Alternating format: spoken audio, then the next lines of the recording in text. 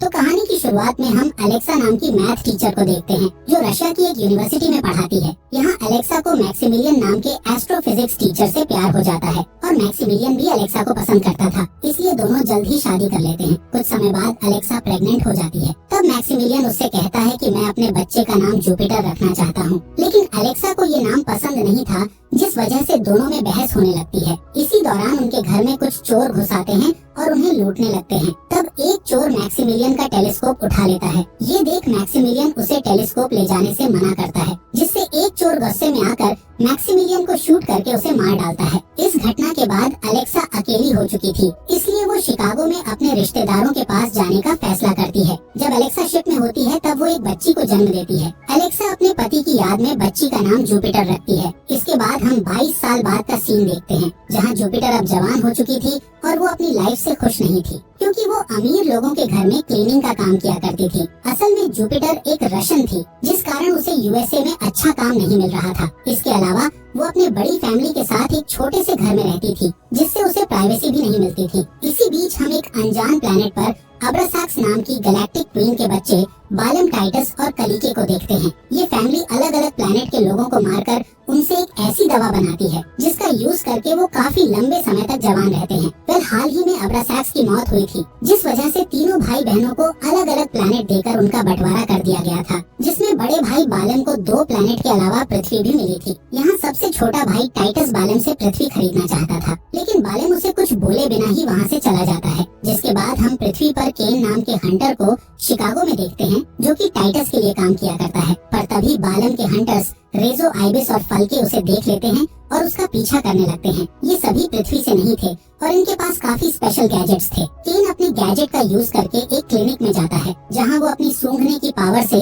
एक पेशेंट की प्रोफाइल ढूंढता है, जिसमें उसे कैथरीन नाम की लड़की की प्रोफाइल मिलती है। जब केन वहां से जाता है तो उसके सामने बालम के हंटर्स आ जाते हैं, जिन्हें देखकर वो अपने उड़ने वाले बूट्स को एक्टिव करता है और भागने लगता है, जिससे तीनों हंटर्स उसे रोकने के लिए अपने खतरनाक हथियारों से उस पर हमला करते हैं। पर फिर भी केन उनसे बचकर भाग जाता है। यहाँ रेजो अपने दोनों साथियों से कहती है कि हमें केन के बारे में बॉस को बताना होगा। इस बीच हम कलीके को देखते हैं, जो अपने नौकरों से कहती है कि मैं पृथ्वी पर शिकार करना चाहती हूँ, लेकिन मेरे भाइयों को इस बारे में पता नहीं चलना चाहिए। दूसरी ओर बलम को पता चलता है कि पृथ्वी पर कैथरीन नाम की लड़की में स्पेशल जेनेप्रिंट मिला है, इसलिए वो अपने लोगों से कैथरीन को मारने का आदेश देता है। इसके बाद हम कैथरीन को देखते हैं, जो कि जुपिटर की फ्रेंड होती है। यहाँ जुपिटर कैथरीन की मदद करने के लिए उसके घर की सफाई कर रही होती है, जिस दौरान उसे कैथरीन की चीख सुनाई देती है। जब जुपिटर उसके पास जाती है तो उसे कैथरीन के पास ग्रे कलर के एलियंस का ग्रुप दिखाई देता है, जो कि कैथरीन पर रिसर्च कर रहे होते हैं। ये देखकर जुपिटर उनकी फोटो क्लिक करती है। जिस दौरान उसकी माँ का कॉल आता है,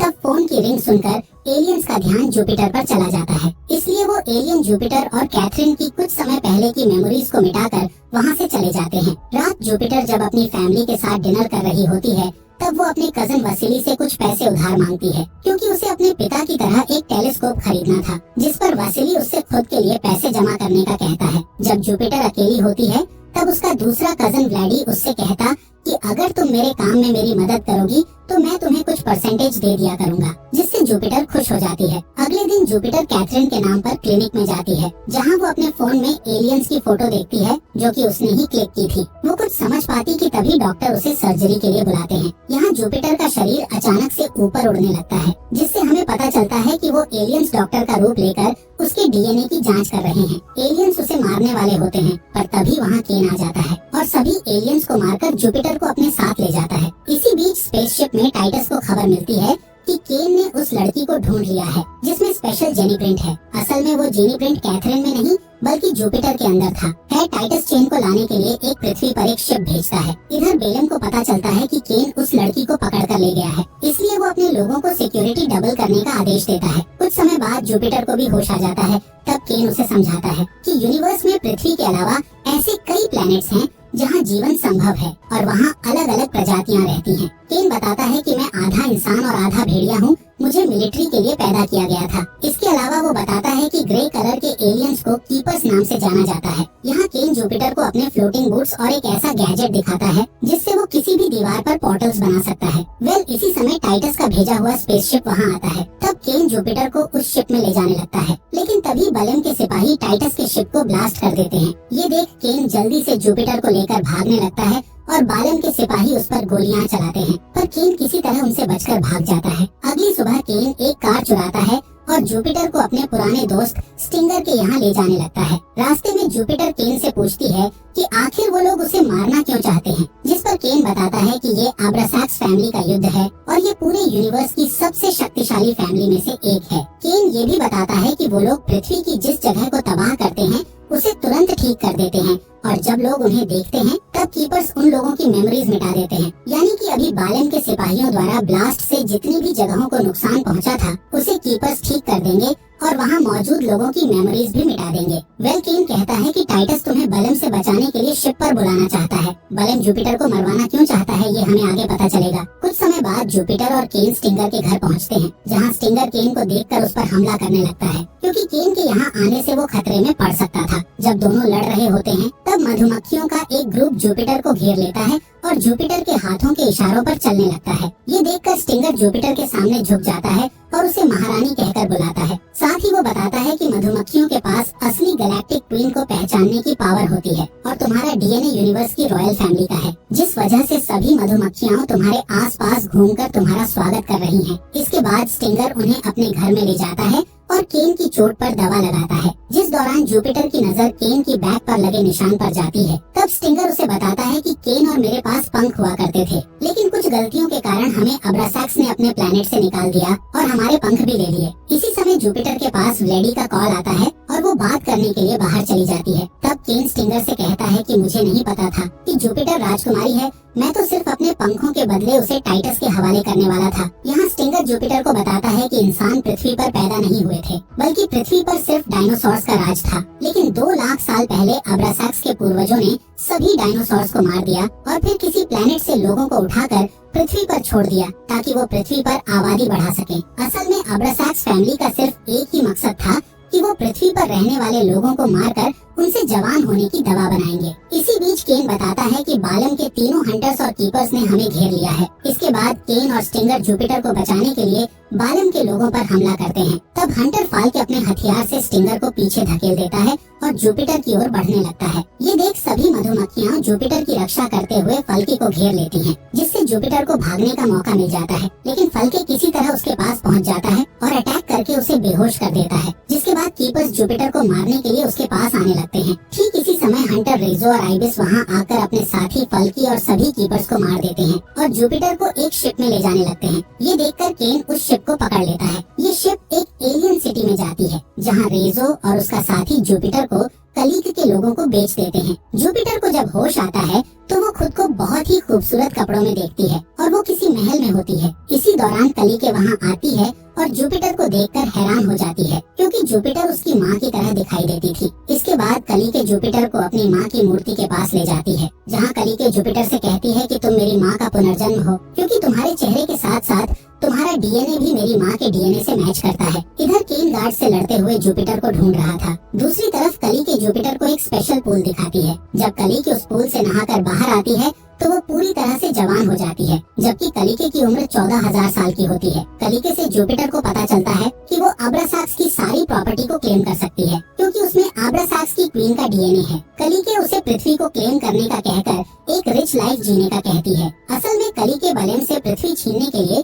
जुपिटर की मदद लेना चाहती थी, ताकि उसे हमेशा जवान रहने की दवा मिलती रहे। यही कारण था कि बेलेम जुपिटर को मारना चाहता था, क्योंकि वो जानता था कि जुपिटर में उसकी माँ का डीएनए है, जिसकी मदद से वो उससे पृथ्वी छीन सकती है। दोनों बात करती हैं कि तभी अचानक केन वहाँ आकर जुपिटर को ले जाने लगता है, पर जुपिटर को कलीक पर विश्वास था, इसलिए वो वहीं पर रुकती है। इस बीच हम बालम को देखते हैं, जो अपने सेनापति को मार डालता है, क्योंकि वो दूसरी बार भी जुपिटर को नहीं पकड़ पाया था। अब वो ग्रीगन नाम के सिपाही को जुपिटर का पीछा करने के लिए भेजता है। इधर स्टिंगर गैलेक्टिक पुलिस फोर्स की कैप्टन डायोमिका को लेकर जुपिटर के पास आता है। तब डायोमिका अपने शिप एजिस से जुपिटर को ओरोस नाम के प्लेनेट पर ले जाती है। ये वही प्लेनेट था जहाँ इंसानों का जन्म हुआ था।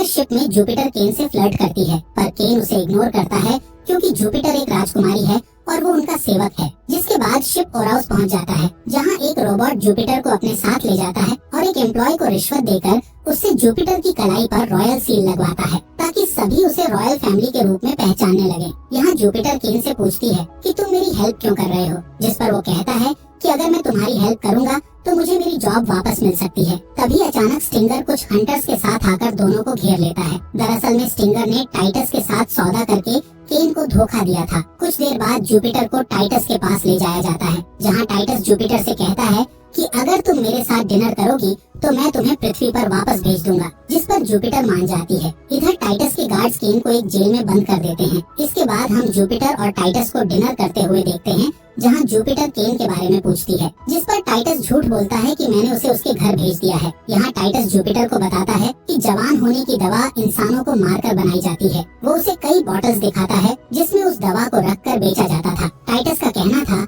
कि उसकी माँ ने ये बिजनेस बंद करने का फैसला किया था, जिस वजह से उनका मर्डर हो गया। टाइटस अपनी माँ की तरह बनकर इंसानों को ना मारने का वादा करता है, जिससे जुपिटर को उस पर विश्वास हो जाता है। तभी टाइटस जुपिटर को शादी का प्रपोजल देकर अपने भाई बहनों के खिलाफ लड़ाई लड़ने की बात करता है, जिससे जुपिटर को उस पर डाउट होने लगता है। इस बीच डायोमिका स्टिंगर को पकड़ लेती है और उसकी मदद से टाइटस की शिप को ट्रेस करती है। दूसरी तरफ केन को टाइटस के पास लाया जाता है, जहां उसे टाइटस की बातों से पता चलता है कि वो जुपिटर से शादी करके उसे मारना चाहता है ताकि जुपिटर के बाद वो पृथ्वी का मालिक बन सके। इसके बाद वो केन को धोखा देने के जुर्म में शिप से बाहर फेंकवा देता है, पर केन नीचे गिरने से पहले दीवार पर लगे प्रोटेक्टिव गियर को लात मारकर अपने साथ बाहर गिरा लेता है और गियर का यूज करके बच जाता है। इसके बाद टाइटस की शिप एक पोर्टल बनाकर वहाँ से भाग जाती है। तभी वहाँ डायोमिका की शिप आ जाती है और केन को बचा लेती है। केन उन्हें जुपिटर को बचाने का कहता है और स्टिंगर से मदद मांगता है। तब स्टिंगर कहता है कि टाइटस ने मेरी बीमार बेटी का इलाज करवाने का वादा किया था,